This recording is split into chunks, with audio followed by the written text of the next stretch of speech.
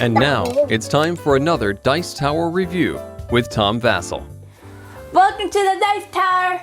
I'm Melody, and this is my dad, and today we're going to be talking about Morels, a game of mushrooms. Mushrooms are fantastically delicious. I don't know that I was a big fan of them as a kid, but as time has gone by, grilling mushrooms, frying mushrooms, mushrooms are fantastic. And this game is about collecting mushrooms in the woods, which you should never do, kids, as I learned, because there's, tons of poisonous ones. But apparently, in this game, you know which mushrooms are good to collect and cook and eat.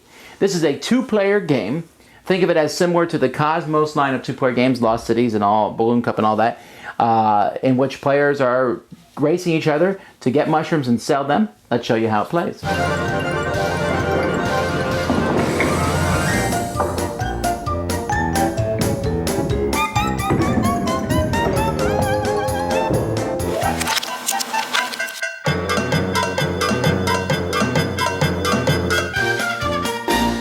Each player starts with a frying pan token in front of them, and that shows that they have one frying pan ready to fill with delicious, marvelous mushrooms. And players will be able to get more frying pans as the game goes by. As you can see, there is a card there that's a frying pan. Now, on a player's turn, they have different actions that they can do. One of their actions simply is going to be taking a card from the forest. So they can take one of the two cards at the end of the row and add that card to their hand. Now, players have a strict hand limit of 8 cards, but so they can take one of these. They can also take any other mushroom that's all the way down. However, to do that, they have to pay foraging sticks. So since these two are free, if I want to take the 4th card down here, which I never would do, okay, the 5th card here, the lawyer's wig, I would have to pay 5 foraging sticks, which is a lot. So that's one of the actions that you can do. At the end of your turn, after you take your action, let's say I take this card in my hand, the card that's the farthest over in the row comes over here and basically goes into what's called a decay. And there can be up to 4 cards in the decay, and then the cards slide down and we add more cards as each turn goes by. Another card gets added to the decay. If there's ever 4 cards in a decay and another card is added to the decay, then it's discarded and we start collecting another set of 4 cards. And a player can take all the cards in the decay as one of their actions. Another thing a player can do is cook mushrooms. Huzzah!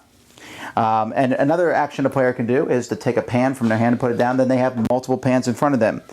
Now, when a player cooks mushrooms, they have to have at least 3 mushrooms of the same type. So here we see we have 3 fairy rings. So I'm able to place all 3 of these into my pan here. That pan is used, so I would need to have another pan, or I could add my pan token. I cannot add any more fairy rings to this later on, so I need to make sure that that's the amount I want to cook. If I want to do more fairy rings, I'd have to play them somewhere else. Now, if I play at least 4 or more of the same mushroom, I can also put some butter in it, because as we all know, butter is marvelous. If I played 4 fairy rings, I could throw this butter in, which would give me plus 3 points. If you notice, each mushroom has 2 values on it, the amount of points it's worth and the amount of sticks you get for selling it. If you have 5 or more mushrooms of the same type, you can throw apple cider in.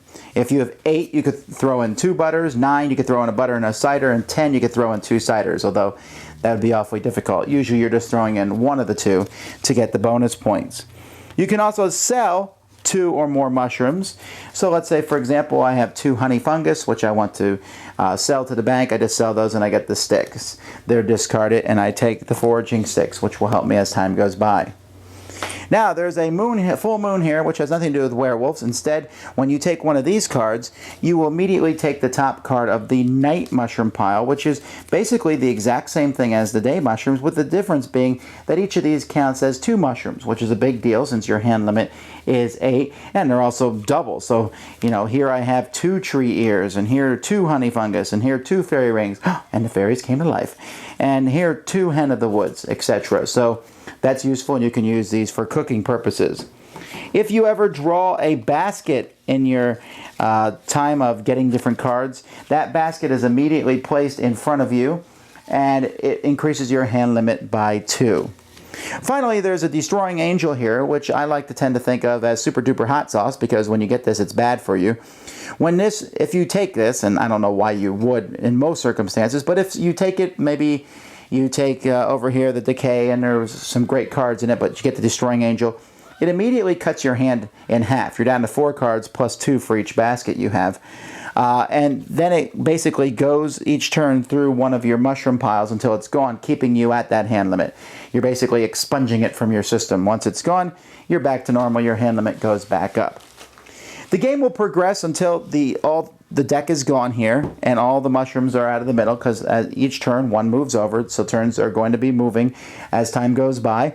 And then whoever has the most points wins. You'll count up the points of the different mushrooms that you have in your pans in front of you, plus apple cider and butter, and hooray for the most points. All right, Morels, mushrooms, what'd you think of the game? This game was an okay game. It would have been better if the Destroying Angels were in the dark pile, or the moon pile. Because why would you pick it up from the pile anyway? Yeah, there's a couple things present themselves. First of all, whenever you have the chance to take a night mushroom, take it. Because they're awesome. They're double mushrooms. They're always good. I was kind of surprised that there wasn't like a possibility of getting something negative in that pile.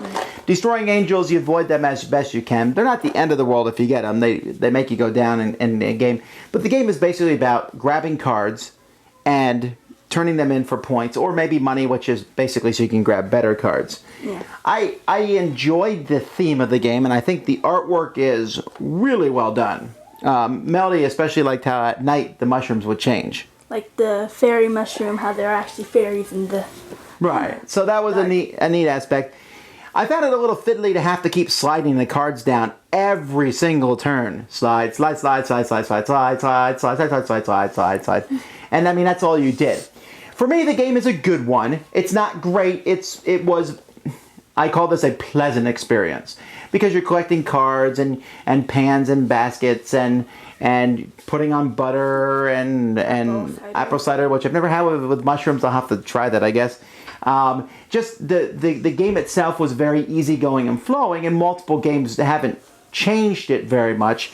I like it, and I think that it does fit very easily into the Balloon Cup Lost Cities grouping, that if you know someone who's not a big fan of games in general, and they don't want to play complicated stuff, this is a great 2-player game to play with them. For myself, I applaud them for the unique theme. I applaud them for the components and for the simplicity and ease of games. If I put this on a scale of 1 to 10, I'd say 6. It's a good game. Not one I'd be like, oh yes, Morels. But I would easily play it. What about you? Maybe like 7. 7 out of 10? Yeah. Any final thoughts on the game? Just that it had nice artwork, and the Destroying Angels looked good too. Well, don't eat one. I know, but it looked like it belonged in the dark. Ah. Thanks so much for watching the Dice Tower videos. Find more great videos and reviews, as well as our top-rated audio podcast at Dicetower.com. You can also find other great shows at Dicetowernetwork.com. I'm Eric Summerer, and you've been watching The Dice Tower. The Dice Tower is sponsored by Cool Stuff Inc., where you can find great games for great prices. Cool stuff in stock. Check them out at CoolStuffInc.com. Shut the door? There.